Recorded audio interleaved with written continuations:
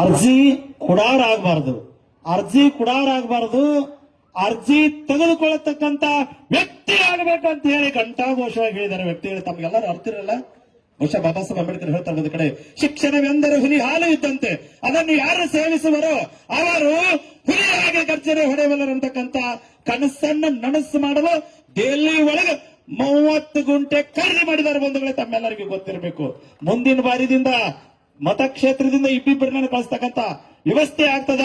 ಇಡೀ ಉತ್ತರ ಕರ್ನಾಟಕದವರು IAS IPS ಆಗಬೇಕಂತೇಳಿ ಕನಸನ್ನು ಕಂಡವರು ಆ ಕನಸನ್ನು ನನಸು ಮಾಡಲು ನುಡಿದಂತೆ ನಡೆದ ಸರ್ಕಾರ ಅಂತ ಹೇಳ್ತಿಲ್ಲ ಸರ್, ನುಡಿದಂತೆ ನಡೆದ ವ್ಯಕ್ತಿ, ಸಂವಿಧಾನದ ಶಕ್ತಿ ನಮ್ಮ ನಿಮ್ಮೆಲ್ಲರ ಅನ್ನ ಸತೀಶ್ ಅನ್ನರಿಗೆ ಒಂದ್ಸಲ ಜೀವನದ ಚಪ್ಪಾಳೆ ತಟ್ಟಿ ಕಾರ್ಯಕ್ರಮದ ಪರವಾಗಿ ತುಂಬ ಅಭಿನಂದನೆಗಳು ಸಲ್ಲಿಸ್ತಾ ಇದ್ದೇನೆ.